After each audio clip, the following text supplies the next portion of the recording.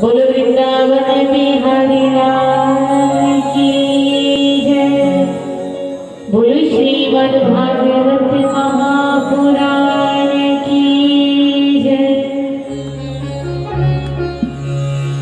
श्री भागवत भगवान की है आरती, पापियों को पाप से है तारती। श्री भागवत भगवान की है आरती, पापियों को पाप से तारती। ये अपने घर में ये मुक्ति पर ये बच्चा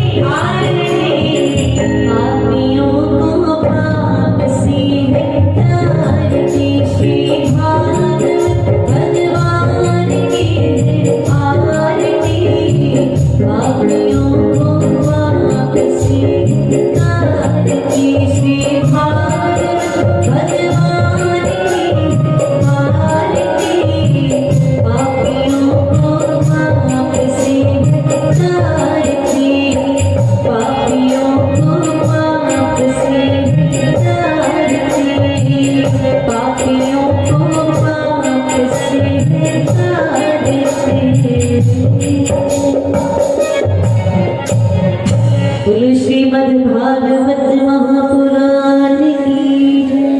श्री वृंदावन बिहारी लाल की जय।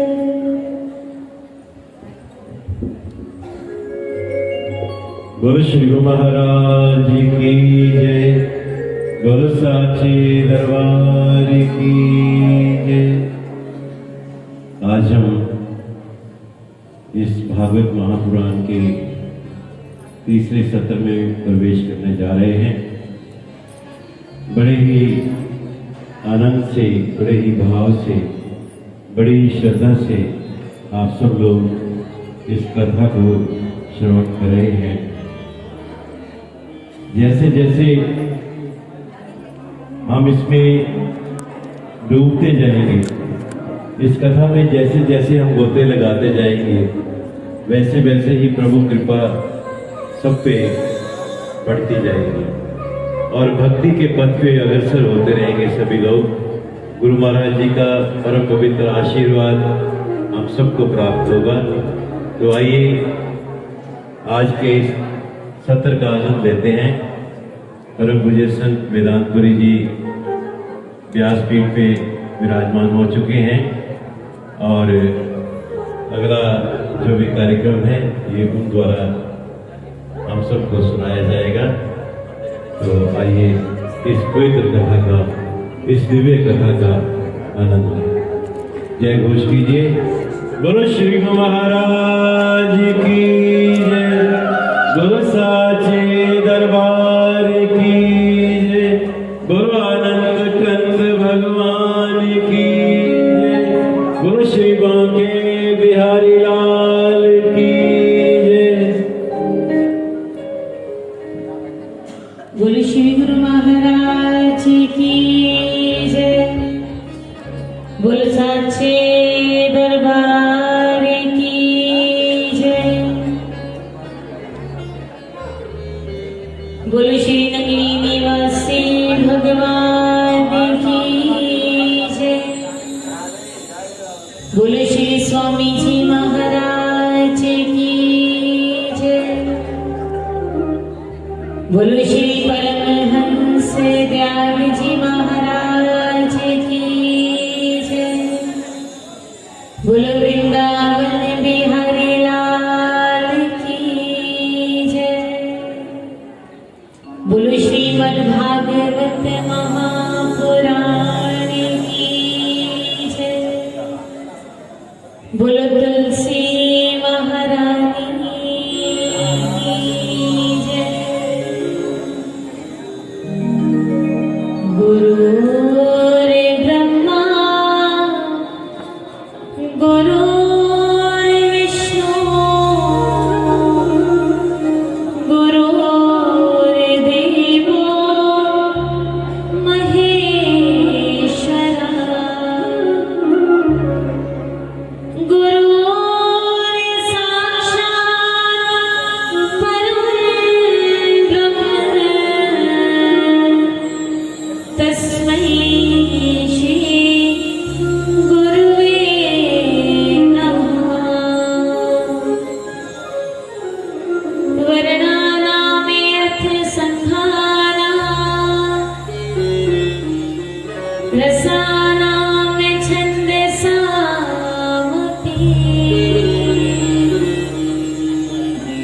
मङ्गलानां च कर्तारो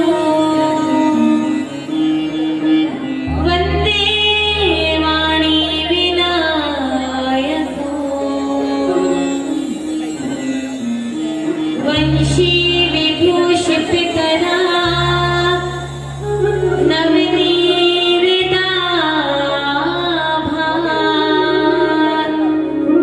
पीताम्बरा दरुणबिम्ब फलाधरोष्ठा।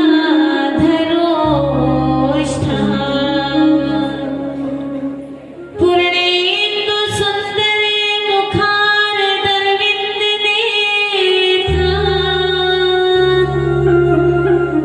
कृष्णात् परमं किमपि तत्त्वमहं न जाने।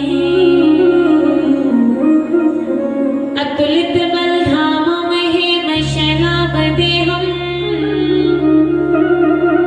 धनुजवन केशानं ज्ञानिनाम् अग्रगण्यम्। सकलगुणनिधानं वानराणामधीशम्। रघुपति प्रिय भक्तं वात जातं नमामि। कृष्णाय वासुदेवाय देवकी नन्दनाय च नन्दगोपकुमाराय गोविन्दाय नमो नमः। प्रभो न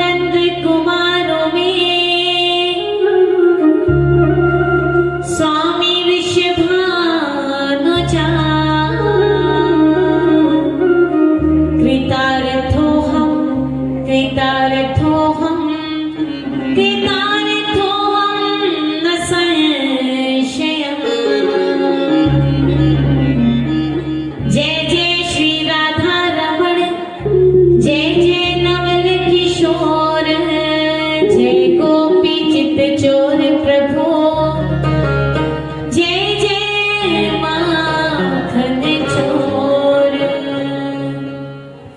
आइए हनुमंत पधारिए कथा कहूँ मति अनुसार प्रेम सहित गाधी धरो पधारिए पवन कुमार। बोलो श्री गुरु महाराज की जय। बोलो साचे दरबार की जय। बोलो श्री नगरी निवासी भगवान की जय। बोलो श्री स्वामी जी महाराज की जय। जय जय श्री राधे जय जय श्री राधे जय जय श्री राधे श्याम।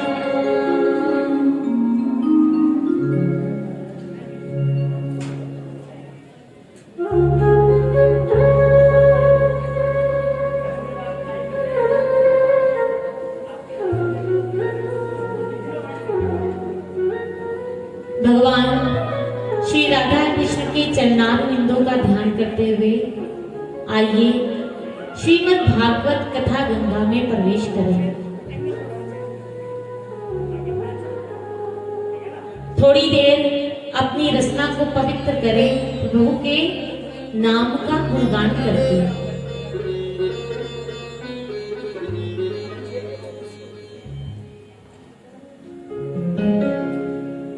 गुरुवर चरणों में दे दो ठिकाना मुझे।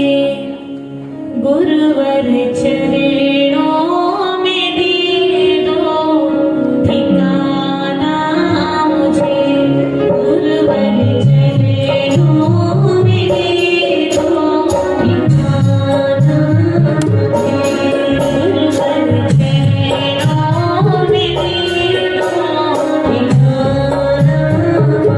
गुरुवर मैं भटक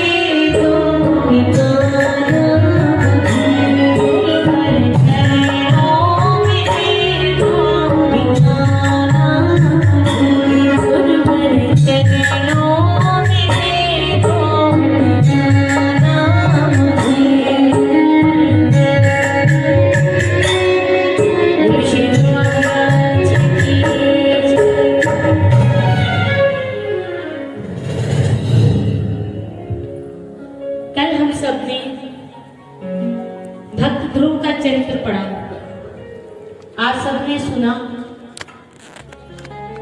किस प्रकार नन्हे से ध्रुव ने भगवान की भक्ति की और भगवान को प्राप्त कर लिया। माध्यम कौन बना, जरिया कौन बना? गुरु।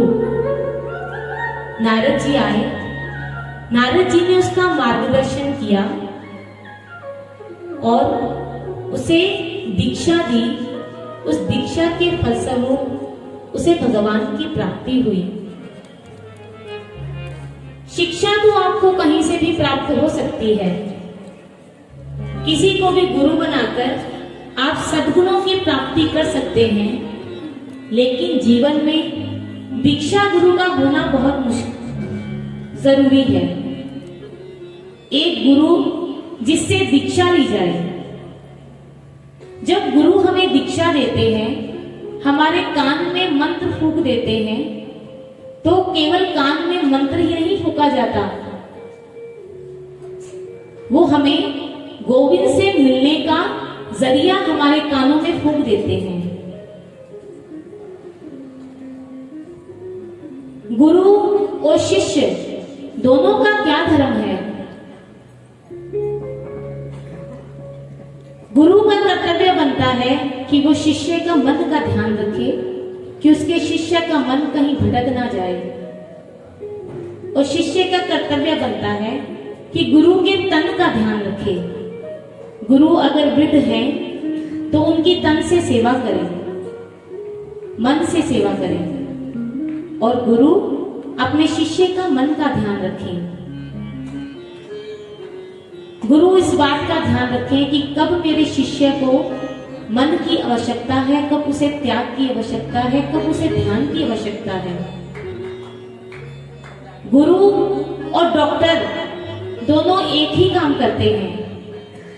डॉक्टर हमारे शरीर का इलाज करते हैं, हमारे शरीर के रोगों को दूर करते हैं, और गुरु जो कितने ही जन्मों से भव रोग हमें लगे हुए हैं, गुरु उन सब का निवारण करते हैं, उन सब का इलाज करते हैं।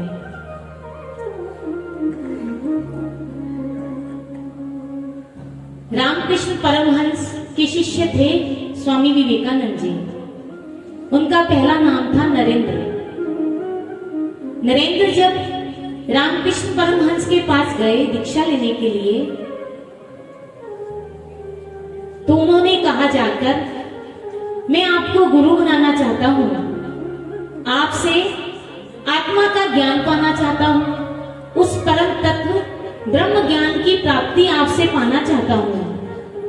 आप मुझे दीक्षा दीजिए, मैं भगवान को पाने आया हूं। रामकृष्ण परमहंस का नाम परमहंस था, तो वे स्वयं भी परमहंस ही थे। भीतर ही भीतर बड़े आनंदित रहते थे। नरेंद्र ने जब बोला कि मैं आपको गुरु बनाना चाहता हूं और आपसे उस परम तत्व की प्राप्ति करना चाहता हूं, तो रामकृष्ण परमहंस ने क्या कहा, आप सब सुनकर आश्चर्यचकित हो जाएंगे। रामकृष्ण परमहंस ने कहा, नरेंद्र, मेरा पकोड़े खाने को मन कर रहा है, तू पकोड़े लेकर आ। मुझे पकोड़े बहुत अच्छे लगते हैं, तू मेरे लिए पकोड़े लेकर आ। नरेंद्र ने मन में सोचा, मैं क्या बात कर रहा हूं और गुरु क्या कह रहे हैं। मैं तो ये कह रहा हूं कि मैं आपसे परम तत्व की प्राप्ति करना चाहता हूं, उस ब्रह्म ज्ञान को प्राप्त करना चाहता हूं, और ये कह रहे हैं पकोड़े लेकर आ। मन में विचार आया, लेकिन कुछ बोला नहीं। उसी समय गया और पकोड़े लेकर आ गया और रामकृष्ण परमहंस के सामने रख दिए। रामकृष्ण परमहंस ने कहा, नरेंद्र, ये तूने क्या किया? मैंने तुझे पकोड़े लेने को कहा था, तू जलेबी लेकर आ गया। नरेंद्र ने सोचा, जलेबी तो कहीं दूर दूर तक नहीं पड़ी है, तो ये पकोड़े ही, पता नहीं इन्हें जलेबी क्यों लग रही है। लेकिन नरेंद्र कुछ नहीं बोला। फिर रामकृष्ण परमहंस ने कहा, नरेंद्र, मैं जानता हूं कि तुम उससे परम तत्व की प्राप्ति करने आया है, उस ब्रह्म ज्ञान को प्राप्त करने आया है। मैं ये भी जानता हूं कि ये जलेबी नहीं, ये पकोड़े हैं। रामकृष्ण परमहंस मुस्कुरा दिए। उन्होंने कहा, शिष्य कभी बना नहीं जाता, शिष्य हुआ जाता है। शिष्य बनने के लिए प्रयास करना पड़ता है, कोशिश करनी पड़ती है। और शिष्य होने के लिए गुरु पर अंधा विश्वास करना पड़ता है। गुरु जो कह दे, दिन को रात कहे, रात को दिन कहे, जब शिष्य का इतना प्रगाढ़ विश्वास गुरु पर हो, वही गुरु की प्राप्ति कर सकता है। रामकृष्ण परमहंस ने नरेंद्र को दीक्षा दी और उसे अपना शिष्य बनाया। ऐसा ही एक घटना योगानंद परमहंस जी के शिष्य दया अपने जीवन का एक किस्सा साझा करती हुई हमसे कहती है कि एक बार आश्रम में बहुत बड़ा उत्सव था। सभी लोगों के चेहरे पर प्रसन्नता के भाव थे, सब बड़े खुश थे। आश्रम पर जब कोई उत्सव होता है तो सभी प्रसन्न होते हैं। सब लोग बड़े प्रसन्न थे और हंसी के ठहाके चल रहे थे। इतने में क्या हुआ कि योगानंद परमहंस जी ने कागज से, एक टेबल से एक कागज उठाया और उस कागज से अमेरिकी टोपी बनानी शुरू कर दी। गुरुजी ने वो टोपी बनाई। दया ने कहा, मैं दूर से ये सारा दृश्य देख रही थी। मुझे लगा कि गुरु अब ये टोपी किसी को पहनाएंगे। संकल्प विकल्प की बात है। अभी भजन पे सुना कि हम संकल्पों और विकल्पों से कितने परेशान हैं। अपने मन की उधेड़-बुन में लगे रहते हैं। मन में कभी अच्छे विचार तो कभी बुरे विचार आते हैं। दया कहती है कि मेरे मन में भी ऐसा ही विचार आया कि क्या गुरु अब ये टोपी मुझे पहनाएंगे? क्या गुरु बनाने का मतलब ये होता है कि वो हमें कुछ भी कह दे, हम सब कुछ स्वीकार कर लें? एक मन कहता है, नहीं नहीं दया, तेरा गुरु से प्रेम है, गुरु के प्रति समर्पण भाव है, तो वो कुछ भी बना दे, उसे वही स्वीकार करना चाहिए। मन के संकल्प विकल्प दया के अंदर उधेड़-बुन किए जा रहे हैं। कभी कहती है, गुरु से प्रसन्न रहने का मतलब ये थोड़ी ना है कि गुरु जो चाहे हमें बना दे। अभी अगर इन्होंने ये टोपी मुझे पहना दी तो पूरी सभा में मेरा मजाक बन जाएगा, मेरी हंसी बन जाएगी। नहीं नहीं, अगर गुरु ने मुझे बुलाया तो मैं आगे नहीं जाऊंगी। अभी इन संकल्पों विकल्पों में चल ही रही थी कि गुरुजी की नजर दया पर पड़ गई। गुरुजी ने दया से कहा, इधर आओ। दया चुप खड़ी रही। गुरुजी ने फिर कहा, इधर आओ, मैं तुमसे कह रहा हूं, इधर आओ। दया मौन रही। गुरुजी ने कहा, दया मैं तुमसे कह रहा हूं। दया ने झट से जवाब दिया, नहीं गुरुजी, मैं आगे नहीं आऊंगी। गुरुजी मौन हो गए। कुछ पल के लिए सारी सभा मौन हो गई। सारी सभा का ध्यान केवल मेरे और गुरुजी के ऊपर था। गुरुजी ने मौन भाव से सबको इशारा किया कि सब यहां से चले जाएं। सारी सभा वहां से उठकर चली गई। सब लोग वहां से चले गए। दया ने कहा, मैंने भी जल्दी जल्दी सोचा क्यों ना मैं भी जल्दी जल्दी यहां से निकल जाऊं। दया निकलने लगी तो गुरु ने जोर से आवाज लगाकर दया को कहा, दया तुम कहीं नहीं जाओगी, यहीं रहो। तो गुरु ने दया से कहा, कब तक ऐसा बंद बंद कुंठित जीवन तुम जियोगी? क्या इसी अभिमान में ही रहोगी? गुरु को प्रसन्न करना है तो गुरु की हर आज्ञा का पालन करना होगा। तुम चाहती हो गुरु भी प्रसन्न रहे और हम अपने मन की भी मर्जी करें। तुम्हें क्या लगता है कि मैं तुम्हें वो टोपी पहनाने लगा था? मेरा मकसद तुम्हें टोपी पहनाने का नहीं था, मेरा मकसद तुम्हारा निर्माण करना है। दया, अगर तुम मुझे पाना चाहती हो, गुरु को प्रसन्न करना चाहती हो, तो मैं से तू की यात्रा आरंभ कर दो। जब से हम मैं से तू की तरफ नहीं जाएंगे, इस अभिमान को, इस अहंकार को नहीं त्यागेंगे, गुरु को प्रसन्न नहीं कर सकते। योगानंद परमहंस जी ने कहा, गुरु दया, इस बात का ध्यान रखना, सारा संसार चाहे तुम्हारी वाही वाही करे, सारा संसार तुम्हारी प्रशंसा करे, तुम्हारे गुण गाए, लेकिन अगर तुम्हारा गुरु तुमसे नाराज है, तुम जीती हुई बाजी भी हार गई। और अगर सारा संसार तुम्हारी अवहेलना करे, तुम्हें व्यंग्य बाणों से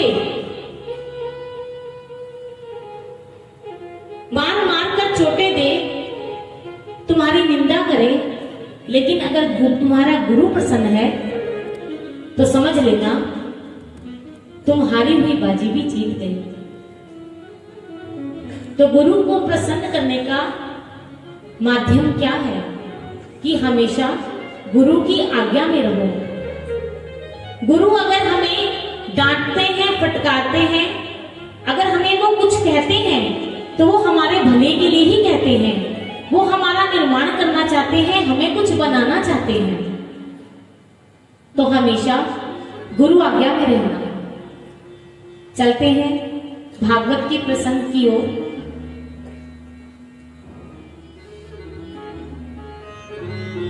अब हम शुरू करेंगे देवहूति का प्रसंग। भगवान के मन में संकल्प हुआ कि मैं एक से ज्यादा बन जाऊं, एक से अनेक बनूं। तो भगवान ने क्या किया? जब भगवान के मन में संकल्प आया कि मैं बहुत से रूप धारण करूं, तो भगवान ने ये संकल्प लिया और भगवान ने अपनी मूल प्रकृति की ओर दृष्टिपात किया। जब भगवान ने अपने मूल प्रकृति की ओर दृष्टिपात किया तो भगवान के भीतर एक शोभ उत्पन्न हुआ। उस शोभ से महतत्व प्रकट हुआ और उस महतत्व से अहंकार रूपी तत्व प्रकट हुआ। और उस अहंकार से सात्विकी, राजसी और तामसी 3 प्रकार की प्रक्रियाएं प्रकट हुई। फिर पंच महाभूत और पंच तंत्र पैदा हुए। स्पर्श, रूप, रस, गंध और पृथ्वी, जल, वायु, अग्नि और आकाश। भगवान ने इन सब की रचना की। उसके बाद भगवान ने एक विराट पुरुष की रचना की, लेकिन उस विराट पुरुष के अंदर चेतनता नहीं आई। अब भगवान ने क्या किया? उस विराट पुरुष के अंदर इंद्रियों को स्थापित कर दिया। एक एक अंग के एक एक इंद्री बनाई और उस एक एक इंद्री में भगवान ने एक एक देव को बिठा दिया, लेकिन फिर भी उसमें चेतनता नहीं आई। फिर भगवान ने क्या किया? भगवान ने सोचा इस विराट पुरुष के अंदर चेतनता नहीं आ रही, तो भगवान स्वयं ही उस विराट पुरुष के हृदय में जाकर बैठ गए। भगवान जैसे ही उस विराट पुरुष के हृदय में जाकर बैठे, फिर भगवान ने सोचा कि हम सृष्टि का विस्तार कैसे करें। तो भगवान के नाभि से एक कमल उत्पन्न हुआ जिस पर ब्रह्मा जी आए। ब्रह्मा जी जैसे ही उत्पन्न हुए आए, उन्होंने चारों तरफ अपने मुख को घुमाया तो वो 4 मुखों वाले बन गए। फिर ब्रह्मा जी को समझ नहीं आ रहा, भाई अब मैं क्या करूं? कभी कमल के ऊपर घूम रहे हैं तो कभी कमल के बाहर घूम रहे हैं। तो जैसे ही ब्रह्मा जी कमल के ऊपर और बाहर, अंदर बाहर की ओर घूम रहे हैं, वैसे ही ब्रह्मा जी को भगवान की दिव्य वाणी सुनाई दी। वर्णमाला का 16वां अक्षर और 21वां अक्षर भगवान ब्रह्मा को सुनाई दिया। 16वां अक्षर था त और 21वां अक्षर था प, तप। तो ब्रह्मा जी समझ गए कि भगवान का इशारा है, मैं तप करने चला जाऊंगा। वो तप करने चले गए। तप करके उनका अंतर्मन शुद्ध हुआ, अंतरात्मा पवित्र हुई। फिर भगवान की वाणी उन्हें सुनाई दी। जब अंतरात्मा पवित्र हुई तभी भगवान की वाणी उन्हें सुनाई दी। इसलिए पहले तप करके, भगवान की भजन भक्ति करके हम अपनी अंतरात्मा को शुद्ध करेंगे, तभी भगवान हमारे पास आएंगे। भगवान की दिव्य वाणी उन्हें सुनाई दी और भगवान ने उन्हें कहा, ब्रह्मा जी सृष्टि का विस्तार करो। तो ब्रह्मा जी ने क्या किया? 4 पुत्र सनक, सनंदन, सनातन और सनत कुमार को उत्पन्न किया और उन्हें कहा, जाकर भक्ति करो, तप करो। पहले ब्रह्मा जी ने उन्हें कहा कि तुम विवाह करो और संतान उत्पन्न करो और सृष्टि के सृजन में हमारा सहयोग दो। तो उन सनत कुमारों ने कहा, नहीं नहीं, हमने शादी नहीं करनी, हमने विवाह करना है, हम तो तपस्या करेंगे। तो ब्रह्मा जी ने कहा, ये तो सृष्टि का नियम है, जब तुम बड़े हो जाओगे तो विवाह तो तुम्हें करना ही होगा। तो सनत कुमारों ने क्या कहा, हम बड़े ही नहीं होंगे, हम इतने के इतने ही रहेंगे। कहते हैं कि सनत कुमार 5 वर्ष के ही दिखते थे, 5 से 5.25 के भी नहीं हुए। चाहे वो 50,000 वर्ष के भी हो गए तो वो 5 वर्ष के ही दिखते थे। तो सनत कुमारों से कहा, तुम विवाह करो, संतान की उत्पत्ति करो। तो उन्होंने मना कर दिया कि हमें संतान की उत्पत्ति नहीं करनी, हमें तप करने जाना है, हम तप करेंगे। वो तप करने चले गए। उसके बाद फिर भगवान ने ब्रह्मा जी से कहा, जब सनत कुमारों ने ब्रह्मा जी का कहना नहीं माना तो ब्रह्मा जी को क्रोध आ गया और उनकी भ्रुकुटी से एक तेज निकला और वो धरती पर जा गिरा। उस तेज से एक रुद्र प्रकट हुआ और जिससे शंकर जी प्रकट हुए। अब जब शंकर जी आए तो भगवान ने फिर कहा कि तुम सृष्टि की रचना करो। तो शंकर जी ने क्या किया? शंकर जी ने भूत प्रेत की रचना कर डाली। जब भूत प्रेत पिशाच प्रकट हुए तो ब्रह्मा जी ने जो पहली सृष्टि की रचना की थी वो भूत प्रेत उस सृष्टि को भी खाने लगे। अब ब्रह्मा जी बड़े चिंतित हुए।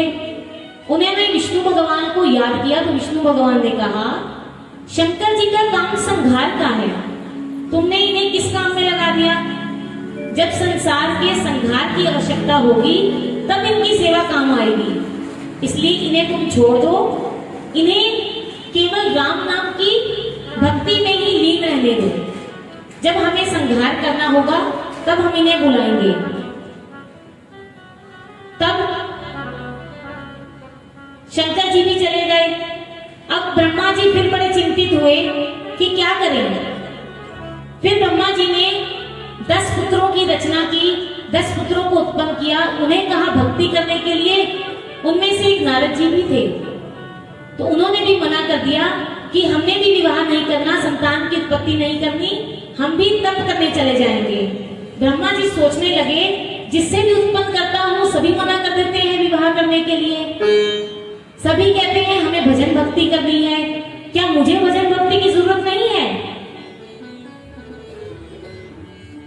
मुझे भी तो भजन भक्ति करनी है। अब ब्रह्मा जी ने सोचा कि ऐसे तो सृष्टि की रचना होगी नहीं, कुछ ऐसे करता हूं कि सृष्टि अपने आप ही बढ़ती जाए। तो ब्रह्मा जी के दाहिने अंग से एक पुरुष पैदा हुआ और दाहिने अंग से एक स्त्री प्रकट हुई। पुरुष का नाम था मनु और स्त्री का नाम था शतरूपा। हमें तभी मनुष्य कहा जाता है क्योंकि हम मनु शतरूपा की संतान हैं। मनु शतरूपा का आपस में विवाह किया गया और उनकी 5 संतानें पैदा हुई, 3 पुत्रियां और 2 पुत्र। आकुति, प्रसूति, और देवहूति, दो पुत्र उत्तानपाद और प्रियव्रत। आकुति का विवाह हुआ राजा प्रजापति के साथ और प्रसूति का विवाह हुआ राजा दक्ष प्रजापति के साथ। अब मंझली बेटी देवहूति की बारी थी। पिता ने मंझली बेटी देवहूति से पूछा कि तुम किससे विवाह करना चाहोगी? तो देवहूति ने कहा, मैं किसी संसारिक पुरुष से विवाह नहीं करना चाहूंगी पिताजी, मैं तो किसी महापुरुष का वरण करूंगी, किसी संत का वरण करूंगी जो मेरे जीवन में आए और मैं धन्य हो जाऊं उसको पाकर, और मेरी भक्ति भी बढ़ जाए।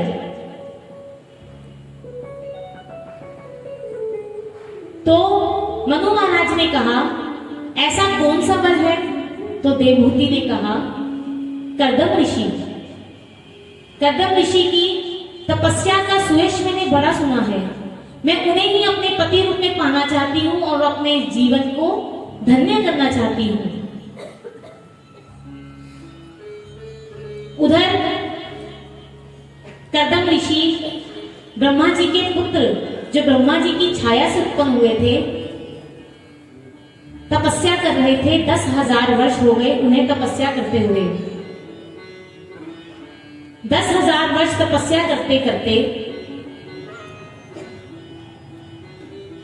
उन्हें जब हुए तो भगवान ने उन्हें दर्शन दिए और उन्हें वरदान मांगने को कहा।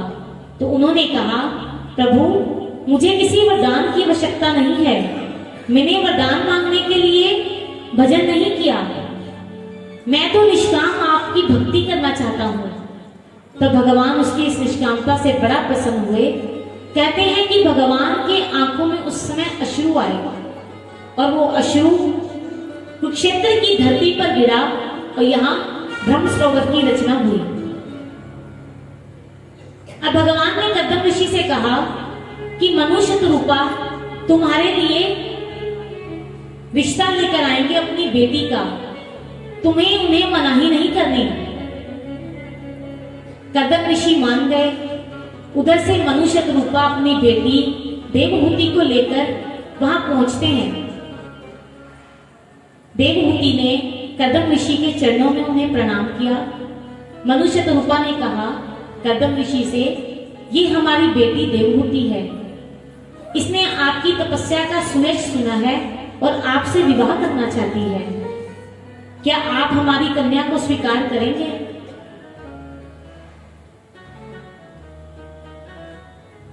तो कर्दम ऋषि ने कहा, हाँ, पर मेरी एक शर्त है, मैं गृहस्थ में तब तक ही रहूंगा जब तक मेरी संतान नहीं हो जाती। भगवान ने कर्दम ऋषि को वर दिया था कि हम तुम्हारे घर पुत्र के रूप में जन्म लेंगे। तो कर्दम ऋषि ने कहा, मैं संसार में तभी तक रहूंगा, गृहस्थ में जब तब तक रहूंगा जब तक मेरे यहाँ एक पुत्र नहीं हो जाता। उसके बाद मैं वनों की ओर चला जाऊंगा तपस्या करना, क्योंकि मुझे भगवान की भक्ति करना ज्यादा अच्छा लगता है। देवहूति ने कहा, हाँ, मुझे ये शर्त आपकी स्वीकार है, आप जैसे महापुरुष के संग मेरा नाम जुड़ जाए, मेरा जीवन धन्य हो जाएगा। कर्दम ऋषि और देवहूति दोनों का मनुष्य रूपा बड़े अच्छे ढंग से विवाह करते हैं। अब देवहूति कर्दम ऋषि के साथ जाती है। कर्दम ऋषि जैसे ही विवाह करके देवहूति को लेकर आते हैं, वो तो साधना में मस्त हो जाते हैं, क्योंकि उन्हें साधना करना ही अच्छा लगता है। जब वो जाते हैं घर तो साधना में लीन हो जाते हैं, तपस्या करने लग जाते हैं और उनकी समाधि लग जाती है। कहते हैं कितने वर्ष तक देवहूति कर्दम ऋषि की सेवा करती रही, लेकिन कर्दम ऋषि को कुछ भी भाव, कुछ भी सुध नहीं थी, वो तो साधना में लगे हुए थे। देवहूति उनके मनोभाव को जान जाती थी और उन्हें क्या चाहिए वो अपने आप ही उनके सामने रख देती थी। ये होती है पत्नी की पति के प्रति सेवा। कि पति कुछ ना भी मांगे, पत्नी अपने आप ही समझ जाए कि मेरे पति को किस समय किस चीज की आवश्यकता है। लेकिन आजकल तो वो माहौल है ही नहीं। आजकल लड़कियां लड़कों से ज्यादा ऊपर हैं। तब पत्नी के अंदर अपने पति के लिए सेवा भाव होता था, आज वो चीज नहीं है। लड़कियां कहती हैं हम गुलाम नहीं है किसी की। इसीलिए किसी के अंदर भी पेशेंस नहीं है, सहन शक्ति नहीं है। इसीलिए इस कलयुग में तलाक ज्यादा हो रहे हैं, क्योंकि ना लड़का लड़की की सहन करता है, ना लड़की लड़के की सहन करती है। उस समय में पति पत्नी एक दूसरे के प्रति बड़े अच्छे भाव रखा करते थे, लेकिन आज वो चीजें नहीं हैं। पर विचार कीजिए, हमारी हिंदू संस्कृति तो हमें कभी भी यह नहीं सिखाती। पहले किसी लड़की का जब तलाक होता था तो उसे बड़ी और दृष्टि से देखा जाता था कि इसका डिवोर्स हुआ है, तलाक हुआ है। लेकिन आजकल तलाक आम हो गए हैं। क्यों? क्योंकि पेशेंस नहीं है, सहन शक्ति नहीं है। लेकिन हमारी हिंदू संस्कृति हमें यह नहीं सिखाती। कभी आपने इस बात पर विचार किया है कि हिंदू संस्कृति में तो ऐसा कोई शब्द बना ही नहीं जो किसी को एक दूसरे से अलग कर दे। तलाक शब्द मुसलमानों का है। जब वो कहते हैं तलाक तलाक तलाक, 3 बार वो तलाक कहते हैं तो तलाक हो जाता है। डिवोर्स वर्ड अंग्रेजों का है। हिंदू संस्कृति में तो ऐसा कोई शब्द बना ही नहीं। हिंदू संस्कृति तो हमें जुड़कर मिलकर रहना सिखाती है। हिंदू संस्कृति तो ये कहती है कभी मान जाओ, कभी मनवा लो, कभी सह जाओ, कभी सामने वाले को सहने के लिए मजबूर कर दो। हिंदू संस्कृति अलग रहना नहीं सिखाती।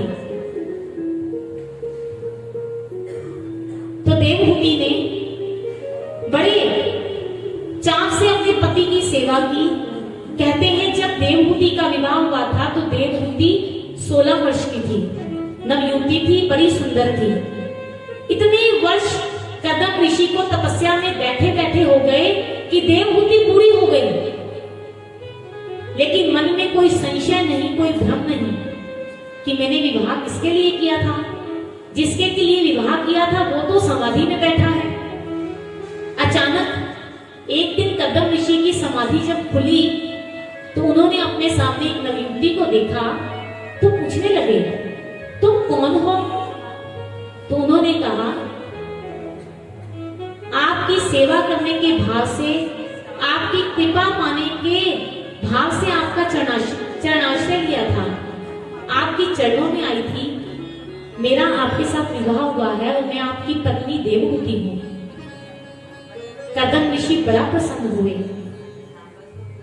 कहने लगे इतने वर्ष मुझे तपस्या करते हुए हो गए, तुमने मुझे कभी उठाया नहीं या कभी कोई शिकवा नहीं किया।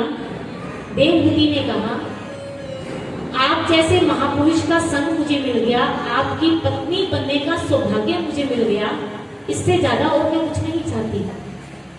आज कदम ऋषि देवहूति पर बड़े प्रसन्न हुए और कहने लगे तुम मुझसे कुछ मांग लो वर, कुछ मांगना चाहती हो तो देवहूति मांगो। देवहूति ने कहा मैं आपसे गृहस्थ आश्रम का पालन करने के लिए कहती हूँ और आप किसके साथ गृहस्थ निभाना चाहती हूँ। कदम ऋषि ने उसी समय अपनी तपस्या के बल से, अपने विचारों से एक विमान उत्पन्न किया। एक विमान वहां पर आया जो स्वर्ग की तरह सुंदर था, उसमें रहने का सब सारा स्थान था। कदम ऋषि ने देवहूति से कहा तुम जाओ उस सरोवर में स्नान करके आओ। और कदम ऋषि स्वयं उस सरोवर में स्नान करके आए। जब देवहूति उस सरोवर में स्नान करके आई तो फिर वैसी की वैसी ही 16 वर्ष की सुंदर देवहूति के रूप में प्रकट हो गई। कदम ऋषि ने उसके साथ काफी समय गृहस्थ का पालन किया, उनकी 9 कन्याएं हुई। अब कदम ऋषि ने देवहूति से कहा कि अब बड़ा गृहस्थ का पालन कर लिया, अब मैं फिर वनों की तरफ जाना चाहता हूँ, भगवान को प्राप्त करना चाहता हूँ। देवहूति कहने लगी हे नाथ, आप जैसे पति को पाकर क्या मैं संसार के इस भवसागर में डूबती रहूंगी? क्या मेरा कभी उद्धार नहीं होगा? क्या मैं इसी तरह मोह के जंजाल में फंसी रहूंगी? तो कर्दम ऋषि ने कहा, नहीं, मुझे याद आ गया कि भगवान ने मुझे वर दिया था कि मेरे यहाँ पुत्र होगा, इसीलिए थोड़ा दिन मैं और ग्रस्त में रहूंगा। भगवान कर्दम ऋषि फिर थोड़ा समय और ग्रस्त में रहे और फिर उनके यहाँ एक पुत्र ने जन्म दिया। अब कर्दम ऋषि ने कहा, अब देवहूति मुझे आज्ञा दो। कर्दम ऋषि ने अपनी 9 कन्याओं का विवाह 9 ऋषियों के साथ कर दिया। अब कर्दम ऋषि वन की ओर चले गए। जाने लगे तो कई लोगों ने यहाँ प्रश्न किया, जब भगवान घर पर आ गए हैं पुत्र के रूप में, तो कर्दम ऋषि बाहर वनों की तरफ किस भगवान को ढूंढने जा रहे हैं? जब भगवान स्वयं उनके घर आए हैं, पुत्र रूप में आए हैं, तो फिर बाहर को किस भगवान की तपस्या करने जा रहे हैं? तो कर्दम ऋषि कहते हैं, उनका भाव भगवान के प्रति दास्य भाव था। वो कहते हैं कि भाव का खंडन नहीं होना चाहिए। कर्दम ऋषि के यहाँ पुत्र, भगवान पुत्र बनकर आए, तो कर्दम ऋषि कभी उन्हें प्रणाम करते, कभी उनके चरण स्पर्श करते। जब उनका पुत्र उनके चरण स्पर्श करता तो उन्हें बड़ा अच्छा नहीं लगता था। कहते हैं ये भगवान है और मेरे चरण स्पर्श कर रहा है। जब वो उनके चरण स्पर्श करते तो लोग मजाक उड़ाते, लोग पिता होकर पुत्र के चरण स्पर्श कर रहा है। तो कर्दम ऋषि ने कहा, अगर मेरा भाव खंडित हो गया, मेरे अंदर श्रद्धा ना रही, तो पास आए भगवान भी दूर चले जाएंगे। भाव खंडित नहीं होना चाहिए प्रभु के प्रति, तो भगवान मेरे पास ही रहेंगे।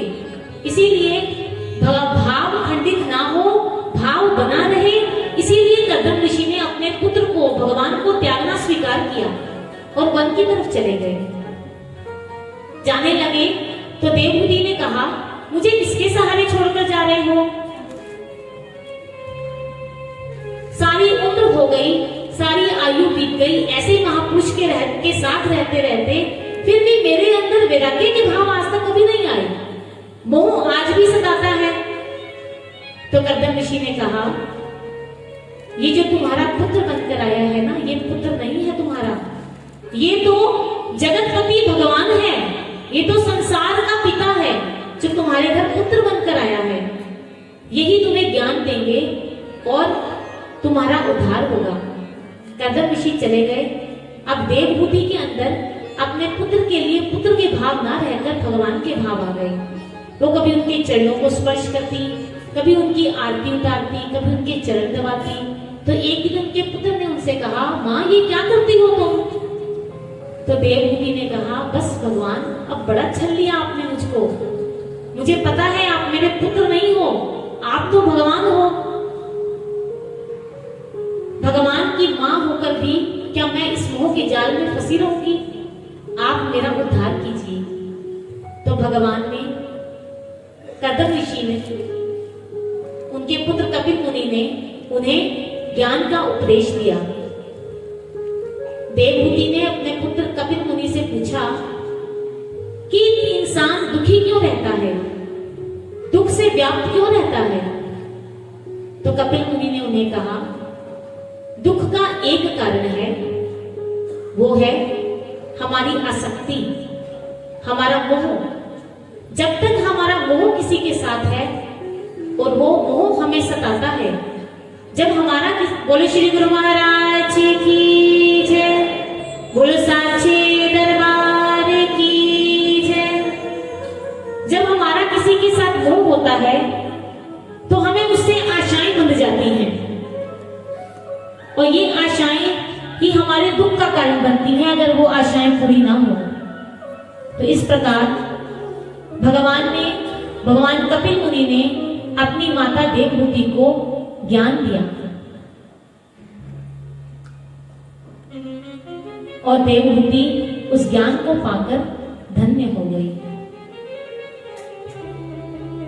राधे राधे राधे। कल कई लोग मुझे कह रहे थे, भाई जी इस बार आपने धुन नहीं लगाई। ये धुन हमारे महाराज जी को भी बहुत पसंद है।